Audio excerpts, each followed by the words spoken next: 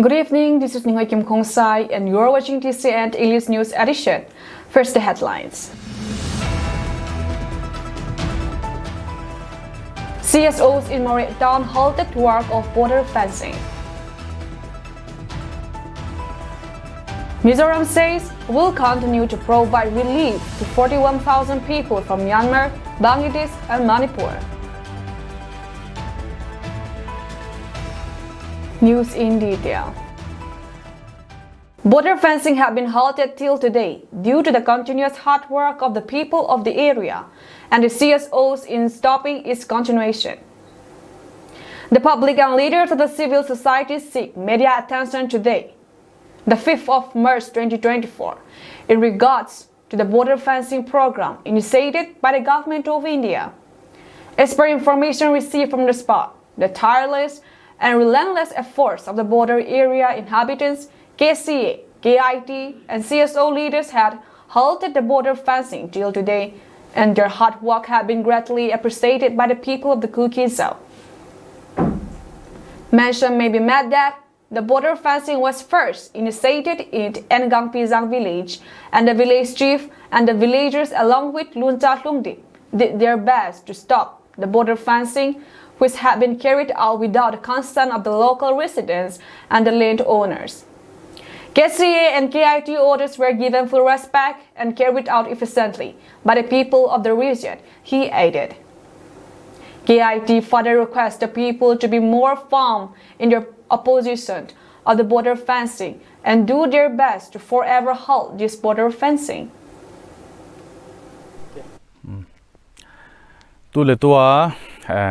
Kom namun hile masanga ko na ane kisay mintang sejong le hilang hanga dinga mi pi hon ane het na peno 74 ken tau kiti cho hi in chilang hi ka veleu chun hilang hang hi hi chilai hang hi hi in ga het thei khat chu ki pa ta in tu ni chanin na to hi achal po in hi chi border fencing chung changa hin tu ni chanin khosunga amopu hausa hita henlang khosunga mopu lamkai ho hita jongle chu ting le ke si elanga kon hi jongle amohon tin le ha thu a mopu na ala ova panala na zalova hichan ge ya hi imacha chalo hi ti hi tunia hin imit tawin imuthevin kichi te mu thei no mene hi chila he ga veleu chun tu chana hi masanga ombang banga choma hi chilai mun hi veleu chun ji chun hitabanga panda na kiti hi mi khat chang se a hi thelo hi ji in pan khom ha na hi ji in koi hi jong le maba na hung chal be theding border fencing chung chang thu hi e hon jong e het su keu hi ji in panila khom lo wa ki thu khom lo wa hi le koi hi jong le hi chia hi ha sat gen thena i tu thei su keu hi ti hewin heu hitin hi chinaba na tu maban ting jong le tua sanga hoizo le phazo a hichelai khomi ho hita henlang ai lowai le mundang danga hita jongle hitabang dei lo ta thilhung ki bol pa hi e hon jong iki hola na bangowa tin le ha thua panila khomowa hichipa hi na to hi aban ichi jom sa lo diu pa hi tunia ti sinet wanga kona tim na le het sa na ka hin neo hi e. The Mizoram government will continue to provide relief to over 42,000 people from Myanmar, Bangladesh and Manipur who have taken shelter in the state, Home Minister K. Sabdanga told the assembly on Monday.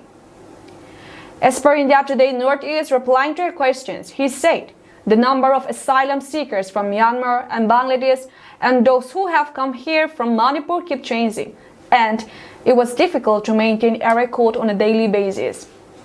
According to the latest record of the Home Department, there are 9,248 people from Manipur, 32,161 people from Myanmar, and 1,167 from Bangladesh in the state, he said.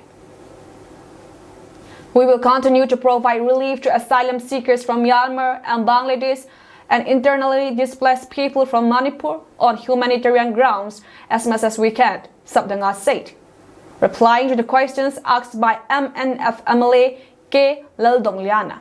He said the center provided rupees 3 crore to the previous Mizo National Front MNF government for the assistance of the people from Myanmar, Bangladesh and Manipur.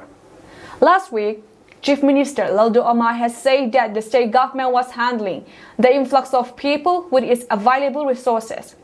Those from Myanmar started fleeing to the state after the military junta seized power in February 2021. The Bangladeshis fled to Mizoram in November 2022 after the army of the country began an offensive against an ethnic insurgent group in the Chittagong Hill Tracts (CHT). The Kuki-Zo people from Manipur took refuge in Mizoram after the ethnic violence began in the neighboring state in May last year. The Chin people of Myanmar, the Bon community of Bangladesh, and the Kuki-Zo people of Manipur share ethnic ties with Mizos. The Board of Secondary Education Manipur, Bosang, will conduct high school leaving certificate examination HSLC starting this 15 March 2024 and will last till 8 April 2024. 154 exam centers have been set up in the whole state and 15 exam centers in Churachandpur and Parzol district where 3,584 students will be appearing in their exams from these two districts. The number of students who appeared their HSLC exam last year from Churachandpur and Parzol district was 3,331 and there is an increase of 270 students this year. This exam will be conducted in the morning shift for 3 hours starting from 9 a.m. to 12 noon. The students will write for 80 marks. Timing is fixed for 2 hours in case of students appearing for 48 marks and the timing is in between 9 a.m. to 11 a.m. 230 students bearing roll number 17,675 to 17,904 will appear their exam in Children Training High School. 228 students from roll number 17,905 to 18,132 will appear their exam from Don Bosco Higher Secondary School A. 230 students from roll number 18,133 to 18,362 will appear their exams from Don Bosco Higher Secondary School B. 278 students from roll number 18,363 to 18,640 will appear their exams from Pathway Academy. 278 students from roll number 18,641 to 18,865 and roll number 47,767 will appear their exams from Grace Academy. 374 students from roll number 18,866 to 19,236 and from 47,568 to 47,569 along with roll number 47,668 will appear their exam in Gandhi Memorial High School. 275 students will with roll number 19,250 to 19,524 will appear their exam in Silmet Christian Higher Secondary School. 246 students with roll number 19,525 to 19,770 will appear their exams from Samson Bolby Residential School. 259 students with roll number 19,771 to 20,029 will appear their exams from Young Lana School. 215 students from roll number 20,030 to 20,244 will appear their exams from Assemblies of God High School. 232 students from roll number 20,246 to 20,477 will appear their exams from Soikolal Ideal High School. 240 students from roll number 20,478 to 20,770 will appear their exams from Greenwood Academy. 168 students with roll number 20,718 to 20,885 will appear their exams from Xavier's Public School. 217 students bearing roll number from 20,886 to 21,102 will appear their exams from Vigetona High School. and 130 students with roll number from 21,103 to 21,231, along with roll number 42,569 will appear their exams from Singhat Government High School.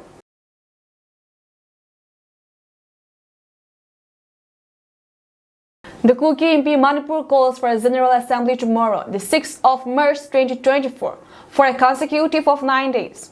KIM General Secretary Kaiko Haugangte hereby informed the various organizations under KIM to attend the program without fail, and the program will be held at Gelzang Songpi, says Kaiko Haugangte. Agendas to be discussed during these sessions includes Joe United, Unified Command, resettlement along with insurance for Kuki village volunteers. Special agendas to be discussed are our stance on war for the future, issue of settlement to be deliberated, future governance of the Kuki, MP elections, FMR border fencing, Delhi conclave declarations and resolutions, finance resource generations and management are to be deliberated. Gal hidei tawi mel heiten thachi midinga e to kihanin kuki nampi ke ho khomna ahu ki kuki np manipur le ahu ki gong chi chun jingni kho tarik ku ba pera tarik ko sunga hi galjang khumuna nampi ke ho khomna om dinga hin chi chun kuki ngai lu chule kuki np manipur no ya ki khai ha organization jo si le np jo si chule ho sakiloi khom ho jo si chukil le mimala ngamai lu namngai lu ho jo si hi chi ke ho khom na hi hum jao chi wa padila su ke wa nam pin gal hi iti isadu wa chule ga zo na di hian lang ki wudi dan hi yong le isa kai hi tu chunga se khom nom di je na bo ayau thei jo si jao di ka hin ti mi de hi ta i chei sa thei de di win yum namun chu wa taw nan jom gel do te. The district TB center situated near the district hospital reported abnormal numbers of patients who come to test their TB positivity every day, and many have been found to be tested positive from the district. However, medications for TB have not been supplied to the district from info for quite a while now, and this has created great hardships for the patients and the department. 8 to 10 patients visited the department to test if they are TB positive each day, and more than 300 patients did TB positive tests every month. 51 patients had tested TB positive for this year starting 1st January till 5th March 2024. All the TB drugs sold in pharmacies in the town had been bought off by the district TB department, but it is still insufficient for the patients, and we're already running out of stock. Out of the 4 CB and AT machines used for testing TB positivity, 2 is under maintenance, and the doctors are struggling with only 2 CB and AT machines. As of now, 80 TB patients finish 320 TB capsules each day, and due to the non-importations of TB tablets since May 2023, the stock had already been used up. The government had not supplied TB medications and diet supplement and vitamins for the TB patients for almost a year now, and this has created great hardships for the public. TB medications for one person per month cost rupees 2,060, and the patients need to consume more dairy and fat-rich foods. The medications have to be taken in full course along with proper supplement. Mizoram Excise and Narcotics Minister Lengay Lova Mar on Tuesday said the smuggling of drugs in the state has increased due to the ethnic violence in neighboring Manipur. Replying to questions in the ongoing budget session, Mar said drugs are being smuggled into Manipur and Tripura via Mizoram from other countries. Manipur has witnessed escalating violence since May 3, 2023, after a tribal solidarity emerged in the hill districts opposed the Meitei community's demand for settled tribe ST status. So according to Kumar, the Mizoram Excise and Narcotics Department has seized 15 kg of heroin, 96.5 kg of methamphetamine tablets, and 238.6 kg of ganja since January. this year. A total of 1,211 people have been arrested in drug-related cases since January, he said. In view of the drug trafficking and drug abuse, Mizoram is now in a precarious condition. The government, NGOs, judges, and the people must work collectively to improve this situation, the minister said. He, however, said drug circulations or consumption at the local level has significantly come down following a massive drive launched by the state government, judges, and civil society organizations. India is deeply troubled by the conflict in Gaza that has raged on for nearly 5 months now, the country's envoy to the UN has said, asserting that the loss of civilian lives and the resulting humanitarian crisis is clearly unacceptable. India's permanent representative to the UN ambassador, Ruchira Kamboj, said this while addressing a UN General Assembly meeting on the use of veto on Monday.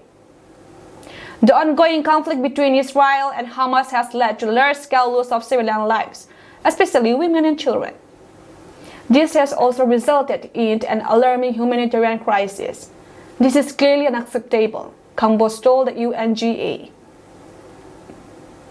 She said that India has been deeply troubled by the conflict in Gaza that has been raging for nearly 5 months now. The humanitarian crisis has deepened, and the region and beyond have seen rising instability. India's top diplomat to the UN said the General Assembly held a plenary debate on the use of the veto after the US cast a veto in the UN Security Council last month, leading to the failure of the Council to adopt a resolution calling for a humanitarian ceasefire in the Gaza war. Kamboj told the UNGA that India's position on the conflict has been clear, and New Delhi has strongly condemned the deaths of civilians in the conflict. It is critical to prevent further escalations of violence and hostilities. It is imperative to avoid the loss of civilian lives in any conflict situation, she said. Kamboj underlined that humanitarian aid to the people of Gaza must be scaled up immediately to avert further deteriorations in the situations. She urged all parties to come together in this endeavor and welcome the efforts of the UN and the international community. India has provided humanitarian aid to the people of Palestine and will continue to do so, she said. Kamboj said India is cognizant on the fact that the immediate trigger of the conflict was the terror attacks in Israel on October 7, which were shocking and deserve our unequivocal condemnations. India has a long-standing and uncompromising position against terrorism in all its forms and manifestations.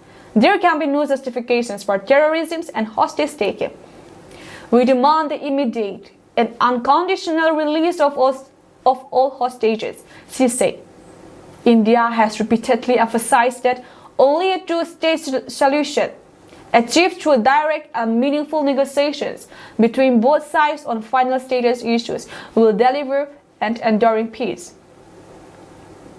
India is committed to supporting a two-state solution where the Palestinian people are able to live freely in an independent country within secure borders, with due regard to the security needs of Israel, Kamboj said.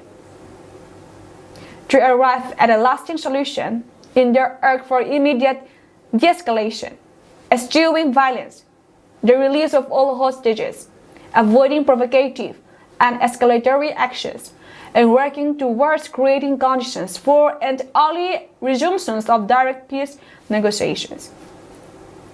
Separately addressing a special meeting of the General Assembly on the United Nations Relief and Works Agency for Palestinian Refugees in the Near East, UNRWA. Kamboj said that recent allegations that some employees of the agency may have been involved in the October 7 Hamas terrorist attack on Israel are a matter of serious concern, noting the constitutions of an independent review group led by the former Foreign Minister of France, Catherine Colonna, to go into the working of the UNRWA. Kamboj said India looks forward to getting this report.